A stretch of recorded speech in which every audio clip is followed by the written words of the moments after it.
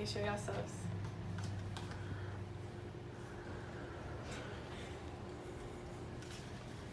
Okay.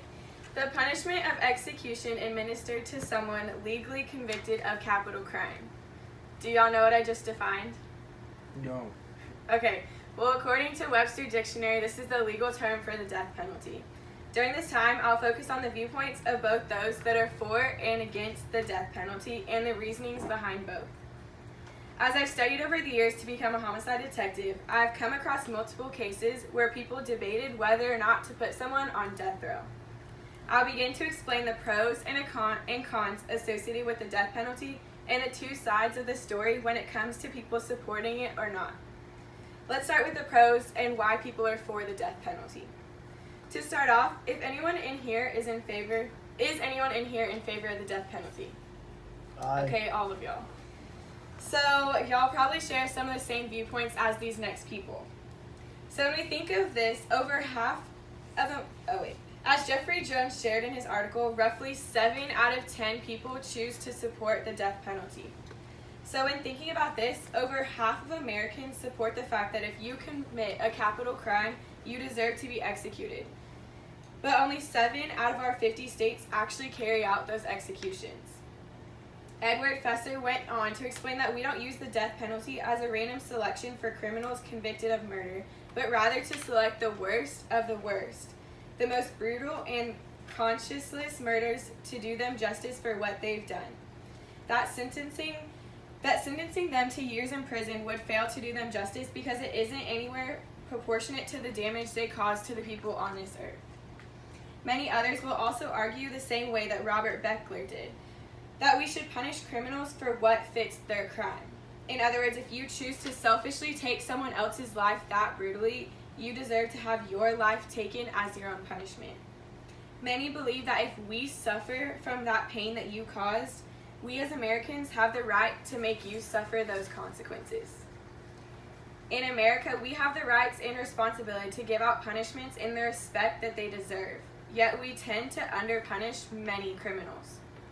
In Robert Evans' argument, he says that the death penalty is the matter of dying versus spending the rest of your life in prison. If some of y'all aren't exactly familiar with what goes on in prison, it's not entirely the worst place for someone to spend the rest of their lives, to say the least. Many people would actually rather live their life in prison than on the streets or with the families that they have. Prisoners have different levels of freedom, but all prisoners get fed 3 meals a day with freedom to commissary where they can purchase snacks, extra hygiene products, or even writing tools within the jail. Depending on the prison and your restrictions, some even allow prisoners to go work out, go outside and play basketball, and do activities that closely relate to a life outside of prison. So why are we just sitting here allowing these prisoners to enjoy their life in prison when they should be executed for the things that they've done? So after all these reasons that many can argue with, and we can still only use this execution from 0 to 98 times a year in America. Let's take a look at the reasons to argue against the death penalty and why we don't use it as much as we claim to support it. Going back to the statistics from earlier, only 3 out of 10 Americans don't support the idea of this death penalty. According to the article from American Civil Liberties Union, many people will argue that the death penalty inherently violates the constitutional ban against cruel and unusual punishment, and that guarantees the due process law of equal protection under the law. It is said that it is unjust and unfair and highly dependent on the amount of money you make, your race, attorney's skill, or where the crime took place. It is said, many will also add in the fact that constitutionally, the death penalty violates the 8th and 14th Amendments. John Donahue argues that a criminal will influence behaviors that resemble a sociopath and will be willing to kill if his only way out was life in prison, therefore stating that the death penalty isn't necessary.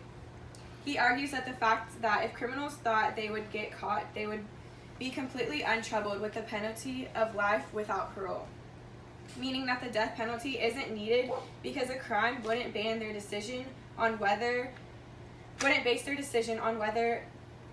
the slim chance of the death penalty is an option. I have clearly stated both sides of the argument regarding the death penalty. It is now up to you to decide whether or not you agree with it or choose to argue against it, according to your previous knowledge and what I've provided you with today. As I've stated before, 70% of Americans support the death penalty as a means of punishing those convicted of capital murder. So I'll leave you with this last question to think about. Why are the number of executions per year and states executing it declining rapidly if 7 out of 10 Americans choose to support it?